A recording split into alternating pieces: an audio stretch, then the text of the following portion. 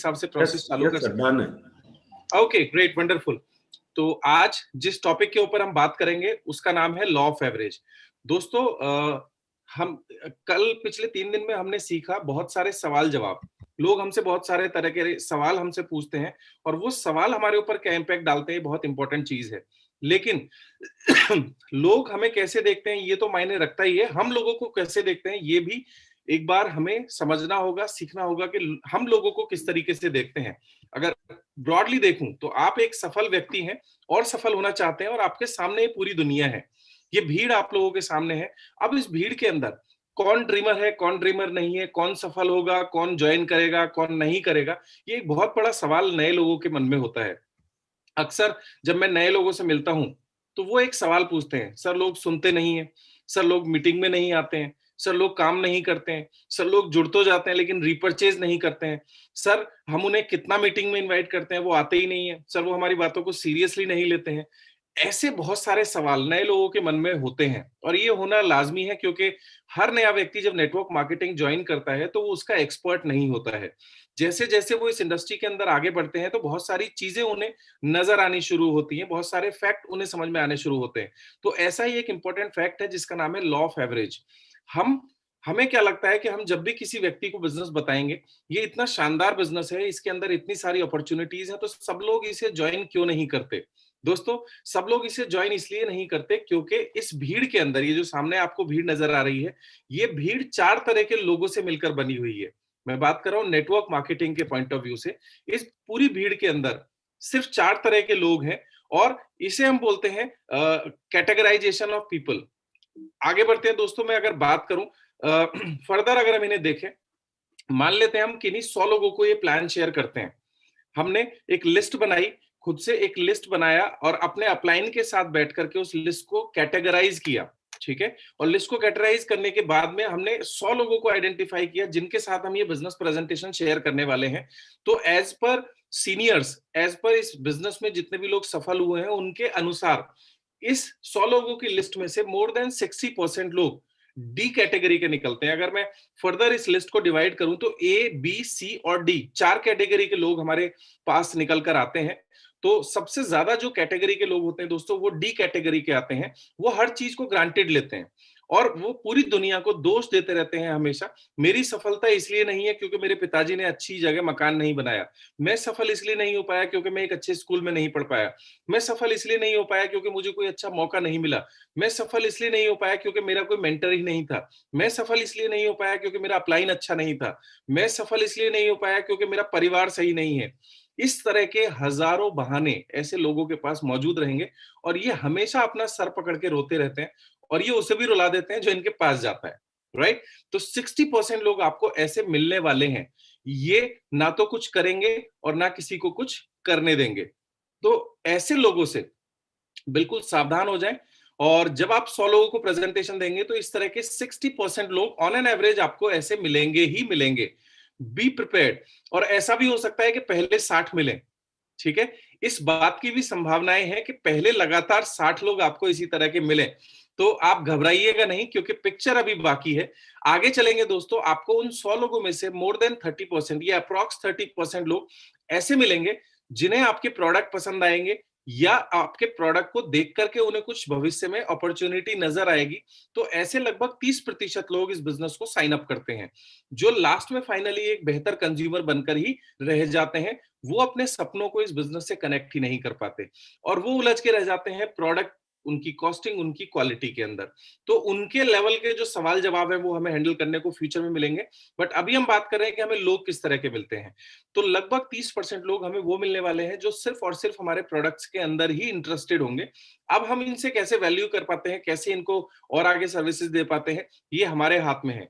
आगे चलते हैं दोस्तों, लगभग 9% लोग हमें ऐसे मिलते हैं जो कुछ करना चाहते हैं, जो सीखना चाहते हैं, बट ऐसे लोग थोड़ा सा पुश रिक्वायर्ड होते हैं। मतलब आपको इनको थोड़ा सा पुश करना होगा। ये जब भी किसी मीटिंग में आएंगे या इनकी कोई काउंसलिंग होगी तो ये लोग काम करना शुरू कर देंगे, लेकिन जैसे ही कोई मुश्किल आती है, कोई चैलेंज आता है, तो ये वापस बैठ जाते हैं। आप फिर इनको मोटिवेट करते हैं, किसी अप्लाइन से मिलवाते हैं, तो ये काम करना शुरू कर देंगे। और अब जैसे ही ये काम करना शुरू करते हैं, इन्हें कोई चैलेंज आता है तो ये फिर बैठ जाते हैं। मतलब इनके सपने हैं बट ये उन सपनों की कीमत को चुकाने के लिए तैयार नहीं होते हैं। आगे चलते हैं दोस्तों, लास्ट कैटेगरी होती है हाईली एम्बिशियस लोगों की, जो सिर्फ 1% ही होते हैं ऑन एन एवरेज।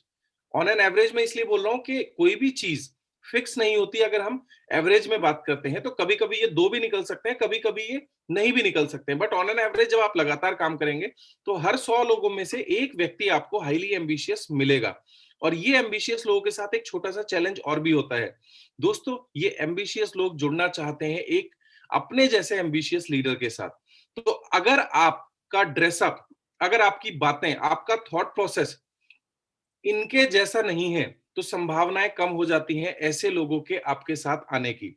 राइट? तो ऐसे लोग आपको क्लोजली वॉच कर रहे हैं, तो ऐसे लोगों को अपने नेटवर्क में साइन अप करवाने के लिए सबसे ज्यादा जरूरी है कि आपके अंदर वो लीडरशिप डेवलप हो, आपके अंदर वो बातों में मैग्नेटिज्म हो, आपके अंदर वो सारी चीजें होनी चाहिए, या आपको ऐसे लोगों को बड़ी मीटिंग्स में ले जाना आना चाहिए। बाली सर बोलते हैं 2 तरह की लीडरशिप होती है, एक वो जिसमें आप इन्फ्लुएंस कर सकते हैं, और दूसरी वो अगर आप इन्फ्लुएंस नहीं कर सकते तो आप उन लोगों को एक बड़े लीडर से मिलवाने की काबिलियत रखें। तो ये लॉ ऑफ एवरेज निकल के आता है दोस्तों नेटवर्क मार्केटिंग के अंदर, और ये बहुत काम करता है। तो वंस अगेन मैं आपको दिखाना चाहूंगा, आपके सामने कौन है, ये भीड़, और इसमें से हमें कैटेगराइजेशन करके इस तरह के 4 लोग निकल के आने वाले हैं। तो अगर पहले 5 लोग या 10 लोग आपके साथ नहीं आए तो समझ जाइएगा वो कौन सी कैटेगरी में है, डी कैटेगरी में है। अगर कुछ लोग आपके साथ बिजनेस ज्वाइन करते हैं तो वो सिर्फ यूजर बनते हैं और मीटिंग्स में नहीं आते हैं, तो समझ जाइए वो किस कैटेगरी में, सी कैटेगरी में है। अगर आपकी टीम में कुछ ऐसे लोग हैं जो करना तो चाहते हैं लेकिन थोड़े सी दिक्कत आने के बाद वो बैठ जाते हैं, तो वो किस कैटेगरी में, बी कैटेगरी में। और मैं आपको एक बात बता दूं, ये जो ए कैटेगरी के लोग हैं इनको लाने में तो चैलेंज होता है, लेकिन अगर ये एक बार आ गए तो फिर इनको आपकी जरूरत नहीं है। मनोज मिश्रा जी कहाँ किसी की सुनते हो, तो उन्हें तो एक बार अपने सपने क्लियर हो गए। मुझे आज भी याद है पूरा 1 डेढ़ महीना लगा था इनको इनके सवाल और सारी चीजें क्लियर करने में, लेकिन जब इनकी सारी चीजें क्लियर हो गई उसके बाद फिर स्काई इज द लिमिट। फिर ये अपने सपनों के लिए काम करते हैं। अगर कोई हेल्प मिल गई तो ठीक, नहीं मिली तो भी ठीक। ऐसे लोग वो होते हैं जो जिंदगी में बड़ा काम करते हैं। और एक चीज याद रखिएगा, यही 1% लोग, अंडरलाइन कर लीजिए, यही 1% लोग इन 99% लोगों को ड्राइव करते हैं। मैं दोबारा से रिपीट कर रहा हूं, यही 1% लोग इन 99% लोगों को ड्राइव करते हैं। तो दोस्तों, नेटवर्क मार्केटिंग के अंदर ये जो भीड़ है, इस भीड़ में से इस तरह का कैटेगराइजेशन करना आपने सीख लिया, और अगर आपकी निगाह इन 1% लोगों के ऊपर रही तो आप इस बिजनेस में सफल हो सकते हैं। क्योंकि मैक्सिमम समय हमारा मैक्सिमम समय मतलब 99% जो टाइम लोग खराब करते हैं वो बी, सी और डी कैटेगरी करती है। दोस्तों, याद रखिएगा, हम सभी लोगों ने ताश खेला है या देखा है, राइट? और ताश के पत्तों की 52 पत्तों की एक गड्डी होती है, यानी अगर एक गड्डी में देखें तो 52 कार्ड्स होते हैं, और उन 52 पत्तों में पहला कौन सा निकलेगा, दूसरा कौन सा निकलेगा, तीसरा कौन सा निकलेगा, हमें नहीं पता। लेकिन एक बात फॉर श्योर है, एक बात तो पक्की है कि अगर हमने 52 के 52 पत्ते खोले तो ये 4 इक्के हमारे जरूर निकलने वाले हैं, राइट? तो नेटवर्क मार्केटिंग में सिंपल नियम काम करता है, बिना किसी प्रेशर के फोकस करें 100 लोगों को प्लान दिखाने के ऊपर।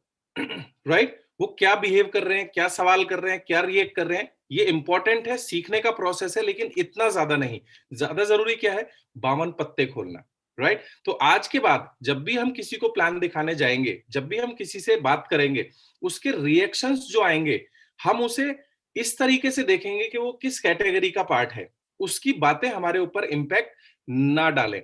दोस्तों, कभी भी याद रखिएगा, अरबी या गुलाब इस तरह के किसी भी पत्ते को अगर आप पानी में डालेंगे तो पूरा सूख कर वापस बाहर आता है, उसके ऊपर पानी का कोई असर नहीं होता। तो ठीक इसी तरीके से मैं बात करना चाहता हूं नए लोगों से जिन्होंने अभी नेटवर्क मार्केटिंग बिजनेस को शुरू किया है, या जिन्हें 1 महीने 2 महीने 3 महीने हुए हैं।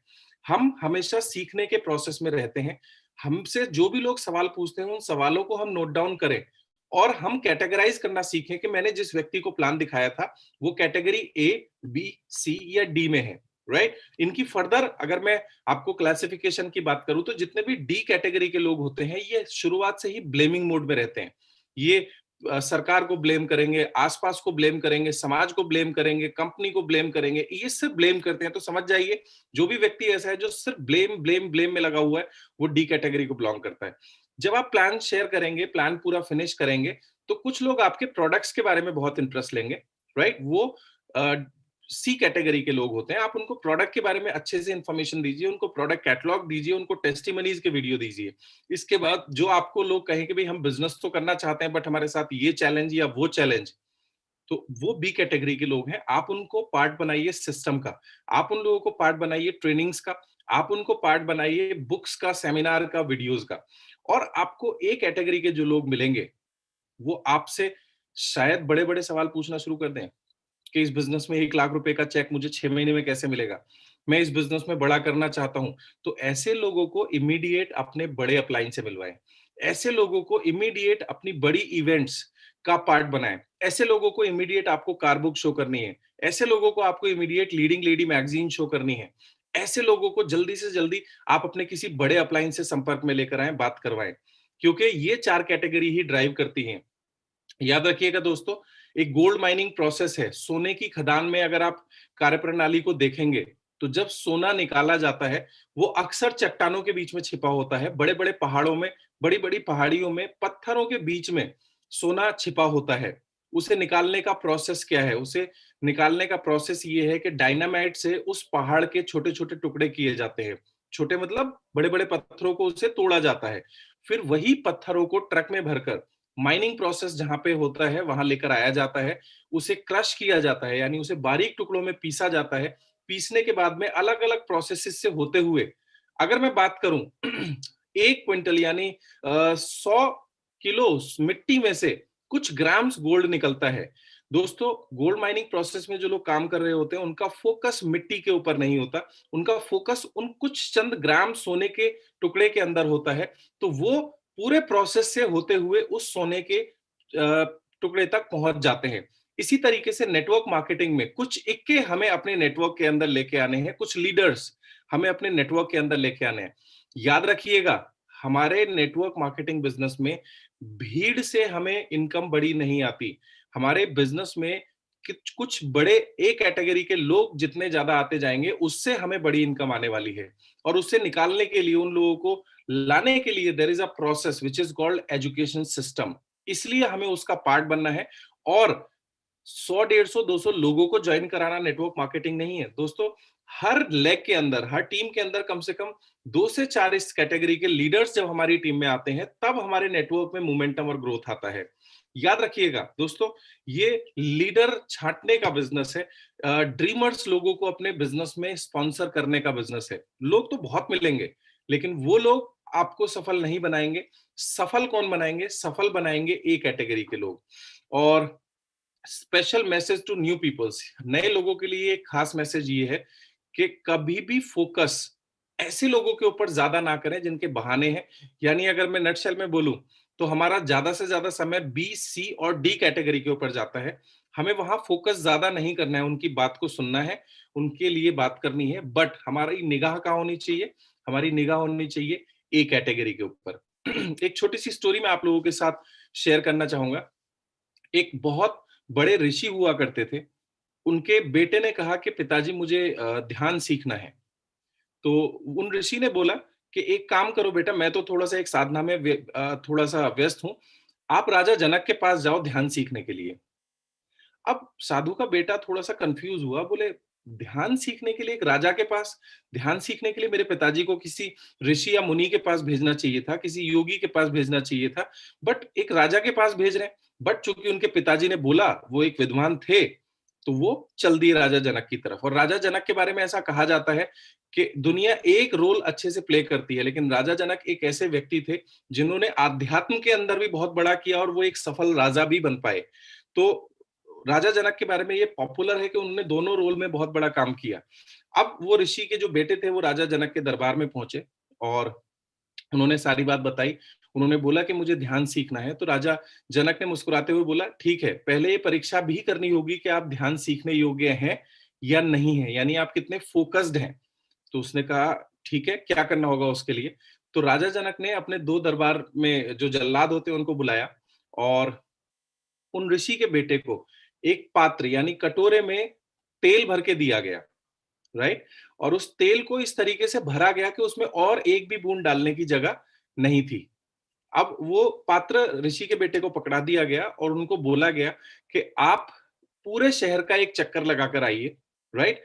और ये जो दो जल्लाद हैं, ये आपके साथ चलेंगे तलवार लेकर। अगर एक भी बूंद जमीन पर गिरी तो ये आपकी गर्दन अलग कर देंगे। अब ऋषि के जो बेटे थे वो बेचारे घबरा गए, और चूंकि परीक्षा पास करनी थी तभी वो ज्ञान ले सकते हैं, इसलिए उन्होंने उसको फॉलो किया और पूरे शहर का चक्कर लगाया। पूरे शहर का चक्कर लगाने के बाद वो बेचारे डरे हुए थे, सहमे हुए थे। वो बिल्कुल पात्र को उन्होंने इस तरीके से फोकस्ड होकर पकड़ा हुआ था कि एक भी बूंद अगर गिरी तो मेरी गर्दन गर्दन जो है वो अलग कर दी जाएगी। तो पूरी तरीके से फोकस्ड होकर धीरे धीरे धीरे धीरे धीरे धीरे उन्होंने पूरे शहर का चक्कर लगाया। और जब वो वापस दरबार में आए तो बड़े खुश थे, बड़े एक्साइटेड थे। तो राजा जनक ने उनसे पूछा कि ऋषिवर एक बात बताइए, हमारा शहर कैसा लगा आपको? तो ऋषि के बेटे बोले, क्या खाक शहर देखा, मेरा पूरा फोकस तो इस तेल के पात्र पर लगा रहा, एक भी बूंद अगर गिर गई तो मेरा क्या होगा? तो राजा जनक ने बोला कि आपने पहली परीक्षा पास कर ली है। जिस दिन आप इतना फोकस्ड हो जाए अपने काम के ऊपर के आसपास आपके क्या हो रहा है आप उसके ऊपर ध्यान भी ना दे पाए, तो ये आपका पहला चरण होता है फोकस्ड होकर सफल होने के लिए। माय डियर फ्रेंड्स, हमें नजर आने चाहिए कौन? सिर्फ और सिर्फ ए कैटेगरी के लोग। बी, सी और डी ये आएंगे आपको डिस्ट्रैक्ट करने के लिए, ये आएंगे आपको आपके सपनों से भटकाने के लिए। लेकिन हमारा फोकस क्या होना चाहिए? हमेशा और हमेशा सिर्फ ए कैटेगरी के लोगों के ऊपर, राइट? हमें बिल्कुल भी ध्यान नहीं देना है उन लोगों के ऊपर जिनके पास बहाने हैं, जिनके साथ दिक्कतें हैं, जो परेशान हैं, जो नेगेटिव हैं। अगर हम ऐसे लोगों में उलझ गए तो दोस्त हम बड़ी सफलता हासिल नहीं कर सकते। और ये बात साबित करती है ये किताब सवाल ही जवाब है। और इसके पेज नंबर 27 मुझसे बहुत सारे लोग मिलते हैं अक्सर, और जब भी काउंसलिंग के समय लोग मुझसे मिलते हैं वो सभी लोग जानते हैं मैं पेज नंबर 27 का लास्ट पैराग्राफ सभी लोगों को जरूर पढ़वाता हूं। और मैं यहाँ इसे पढ़कर लोगों को बताऊंगा। सफलता की कुंजी यह है कि ज्यादा नियोजित और प्रेरित हो। आप ज्यादा नियोजित और प्रेरित हो ताकि आप जितने ज्यादा लोगों से मिल सकते हैं मिल ले। हर व्यक्ति से जितनी जल्दी संभव हो मिल लें। ये लाइन अब ध्यान से सुनिएगा। नेटवर्क मार्केटिंग में बड़ी सफलता प्राप्त करने की सही कुंजी लोगों को तैयार करना नहीं है। नेटवर्क मार्केटिंग में सफलता प्राप्त करने की सही कुंजी लोगों को तैयार करना नहीं है, बल्कि इतना अधिक सुनियोजित और अनुशासित बनना है। अब ये राइटर हमारे लिए बोल रहे हैं। बल्कि इतना अधिक सुनियोजित और अनुशासित बनना है कि आप अधिक से अधिक लोगों से मिल सकें और जल्दी से जल्दी मिल सकें। औसत सुधारना तो केवल सीखने की एक प्रक्रिया है। ये सवाल ही जवाब है कि पेज नंबर 27 के ऊपर लास्ट पैराग्राफ मिल जाएगा। और ये पैराग्राफ क्या बोलता है कि लोगों को सुधारने में ज्यादा टाइम बर्बाद करने की जरूरत नहीं है। हाँ, हमारा काम है, सिस्टम का पार्ट है, हम लोगों को ट्रेनिंग में लेकर आएंगे, हम लोगों को सिस्टम का पार्ट बनाएंगे। बट उससे ज्यादा जरूरी क्या है कि हम ज्यादा से ज्यादा लोगों से मिल सके और जल्दी से जल्दी मिल सकें। जिन लोगों से आप अगले साल मिलना चाहते हैं उनसे इसी साल मिलिए। और आप नेटवर्क मार्केटिंग में जितने सफल लोग हैं अगर आप उनको सुनेंगे, आप उनके बारे में जानेंगे, तो जितने भी सफल लोग वो हैं वो वही लोग हैं जिन्होंने ज्यादा लोगों को प्लान दिखाया। कितने अच्छे तरीके से दिखाया ये मायने नहीं रखता, हाँ कितने ज्यादा लोगों को दिखाया ये हमेशा मायने रखता है। अगर आज सिद्धार्थ जी 1 करोड़ रुपया महीना से ज्यादा कमाते हैं तो उसके पीछे कहीं ना कहीं उन्होंने वो जो मैसिव एक्शन लिए, मैसिव एक्शन मतलब बहुत सारी होम मीटिंग्स जो उन्होंने की, उसकी वजह से आज वो इतने सफल हैं।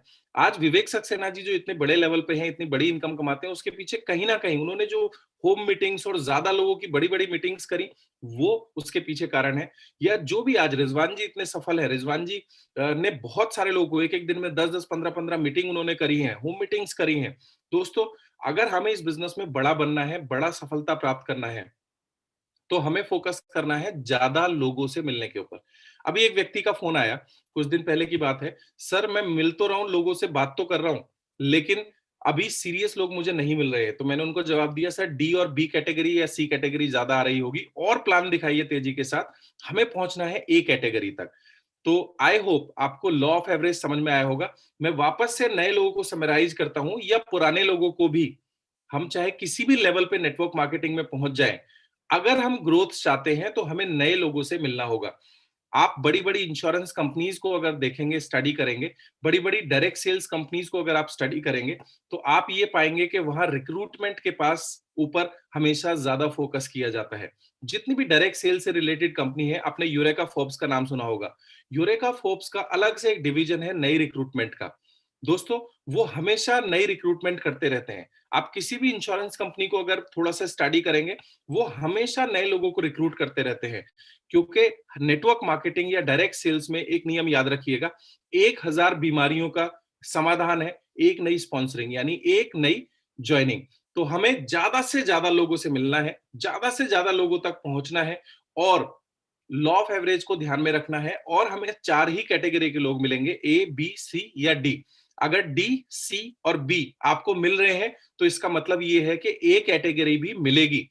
हाँ, याद रखिएगा, ए कैटेगरी जब आपको मिले, उससे पहले आप प्लान प्रेजेंटेशन सीख लें, उससे पहले आप अपने ड्रेसअप को सही कर लें, उससे पहले आप अच्छी अच्छी बुक्स पढ़ के अच्छी अच्छी बातें करना सीख लें, उससे पहले आप अपनी कंपनी के बारे में बेसिक सभी जानकारियां हासिल कर लें। क्योंकि जब ए कैटेगरी के लोग आते हैं, तो वो आपको दही की तरह मथते हैं, और तब आपके अंदर से मक्खन निकलता है, राइट? तो हमें लॉ ऑफ एवरेज को हमेशा याद रखना है, और इस किताब को जरूर जरूर जरूर पढ़ना है, जिसका नाम है सवाल ही जवाब है, राइट? तो आई होप आज आपको लॉ ऑफ एवरेज के बारे में समझ में आया होगा, और लॉ ऑफ एवरेज कैसे नेटवर्क मार्केटिंग के अंदर काम करता है, और कैसे हमें लोगों को आज के बाद देखना है। ठीक है? अगर कोई नकारात्मक व्यक्ति आपको मिला है, तो इसका मतलब ये नहीं है कि वेस्टीज खराब है या आप इस बिजनेस में सफल नहीं हो सकते। इसका मतलब सिर्फ इतना सा है कि आप एक डी कैटेगरी के व्यक्ति से मिले। अगर किसी व्यक्ति ने आपके सिर्फ प्रोडक्ट में इंटरेस्ट दिखाया, तो इसका मतलब ये नहीं है कि आपका बिजनेस नहीं चलेगा या आप नेटवर्क मार्केटिंग में सफल नहीं होंगे। इसका मतलब सिर्फ इतना सा है कि आपकी मुलाकात एक सी कैटेगरी के व्यक्ति से हुई, and this is called law of average. Thank you so much. अगर किसी के कोई सवाल है या कोई डाउट है, तो ओवर टू एकता मैम, आप पूछ सकते हैं।